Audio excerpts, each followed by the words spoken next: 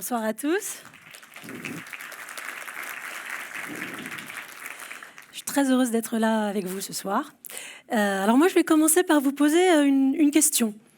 Est-ce que vous pensez qu'il est possible de voir en plein jour une étoile? Alors, autre que le soleil. Vous allez me dire, a priori, non. Les étoiles, on les voit la nuit.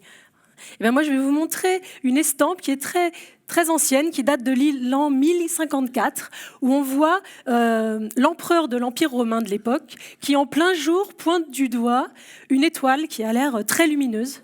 Alors on sait d'après les écrits que c'est une étoile qui est apparue d'un coup, qui a rayonné comme un deuxième petit soleil pendant plusieurs mois avant de disparaître. Et cette étoile, on l'a nommée une super nouvelle étoile, une supernova. Alors on sait depuis aujourd'hui qu'il ne s'agissait pas en fait d'une étoile qui apparaissait, mais d'une étoile qui est en train de mourir. Oui, les 10% des étoiles les plus massives de notre univers, celles qui ont des masses plus grandes, à peu près 10 fois la masse de notre Soleil, elles vivent une vie plus intense, plus courte, et elles meurent de façon cataclysmique.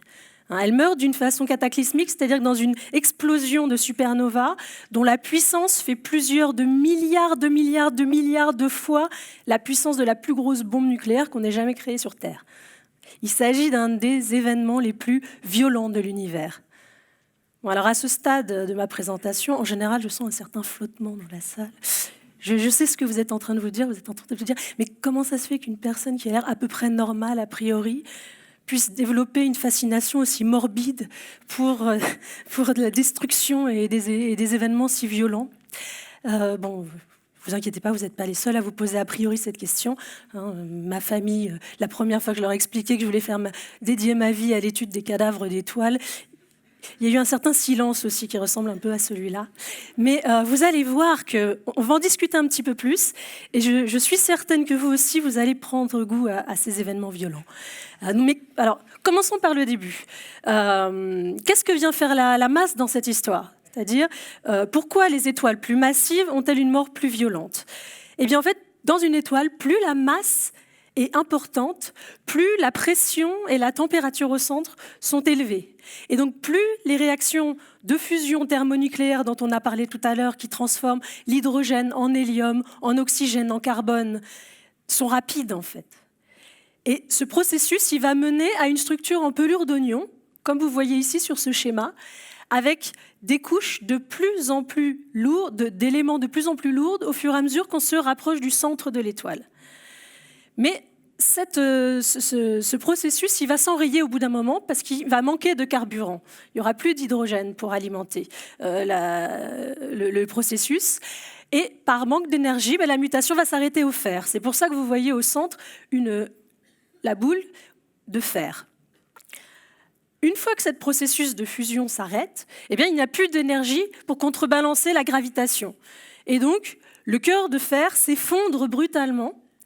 Alors la pression à l'intérieur va devenir telle que les électrons et les protons des noyaux vont se combiner pour créer une particule neutre qu'on appelle le neutron. Donc il va se créer ce cœur de neutrons très dense et très petit, d'à peu près un rayon d'une dizaine de kilomètres. C'est tellement dense que si vous prenez une petite cuillère d'étoile à neutrons, ça pèse 100 millions de tonnes. Alors ça passe pas facilement au petit déjeuner, ce genre de petites cuillères, mais c'est un des objets qui a vraiment une densité absolument inédite, où le vide n'existe plus.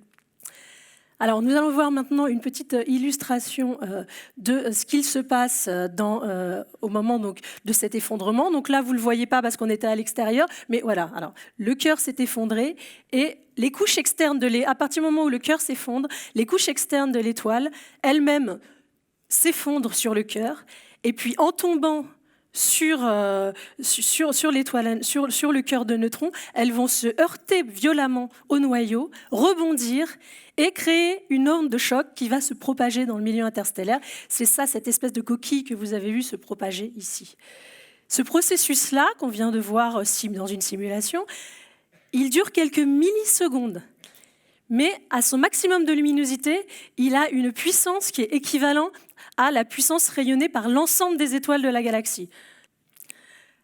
Hein, je vois que ça commence à vous parler un peu. Vous commencez à y prendre goût.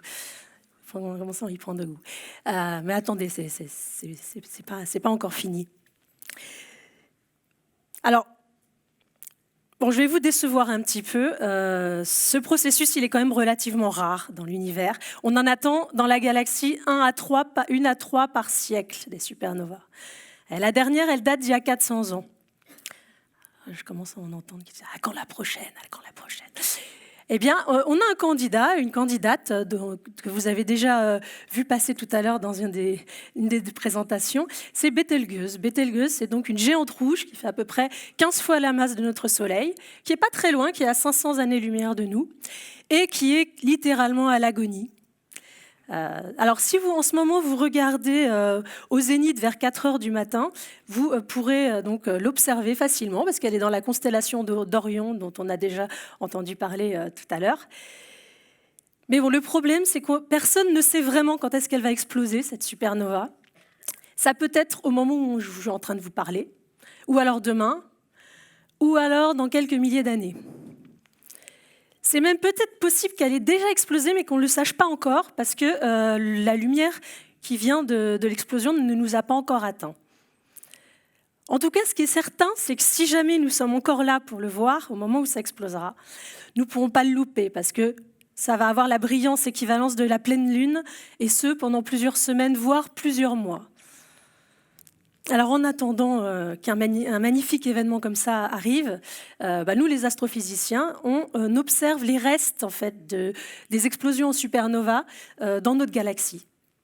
Parce que ces restes qu'on appelle les rémanents de supernova, on peut encore les voir pendant à peu près une centaine de milliers d'années après l'explosion. Et elles sont extrêmement riches en informations. Le problème, c'est qu'elles sont très peu visibles dans le domaine optique accessible à l'œil, mais elles sont très brillantes dans d'autres domaines d'énergie, en radio, en X ou en gamma, par exemple. Et grâce à la technologie et le développement de nos instruments, on est capable aujourd'hui d'observer dans ces domaines d'énergie qui sont inaccessibles à notre œil. Alors, ce que je vous montre ici, c'est un reste du supernova qui a à peu près 300 ans, qui s'appelle Cassiopée-A, en rayon X. Et alors, la première fois que j'ai vu cette image, en fait, je dois vous avouer, j'ai eu un choc. J'ai eu un double choc, en fait. Le premier, ça a été esthétique, parce que je trouve que c'est magnifique. Et le deuxième, ça a été vraiment que j'ai été interpellée par la richesse des informations qui sont contenues en fait, dans cette image.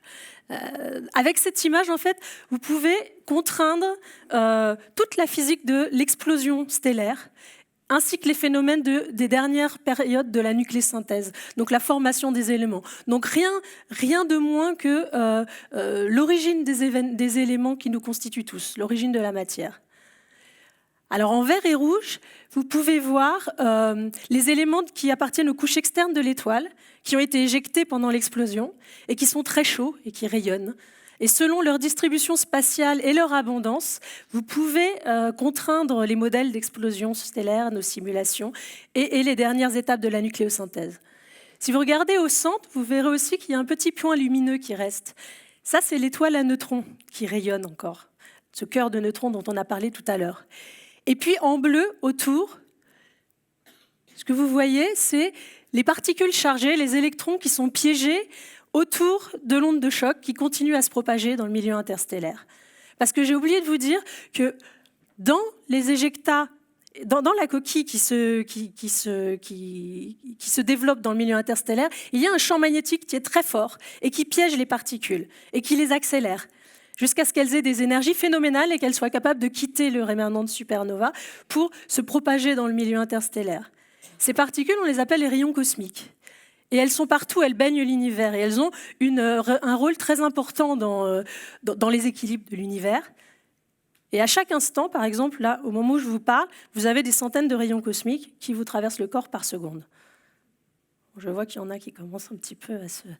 Détendez-vous, ce n'est pas dangereux, on a l'atmosphère pour se protéger. Si vous voulez aller sur l'ISS et que vous y restez 6 mois, ça commencera à devenir problématique, mais ici et là, vous ne risquez rien.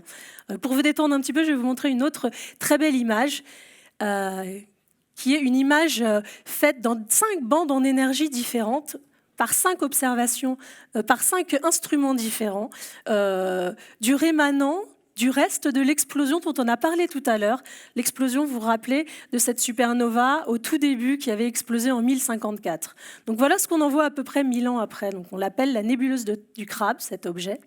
Et ce que vous pouvez voir ici, donc j'ai décomposé l'image, c'est des images qui viennent de la NASA, dans les différentes bandes en énergie. Chaque bande en énergie a une couleur. Et là, c'est l'image complète où tout est superposé. Donc en fait, ce qu'on peut voir, c'est qu'en optique, en infrarouge et en radio, on voit très bien les filaments qui sont les restes de l'atmosphère de l'étoile progénitrice qui se diluent dans l'espace. Et par exemple, en X, en violet, on voit là très bien le pulsar et toute la structure de la nébuleuse qu'il est en train de créer autour de lui. Donc vous voyez, l'astrophysique des objets violents, c'est une astrophysique qui se fait vraiment de façon collective, en utilisant tous les messagers cosmiques qui sont à nos dispositions, tous les instruments et toutes les expertises de par le monde. Donc il s'agit vraiment là de coopération et de travail en grande collaboration internationale.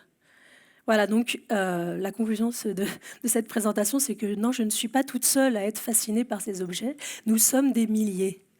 Voilà. Et j'espère qu'on sera un petit peu plus nombreux après cette soirée. Je vous remercie.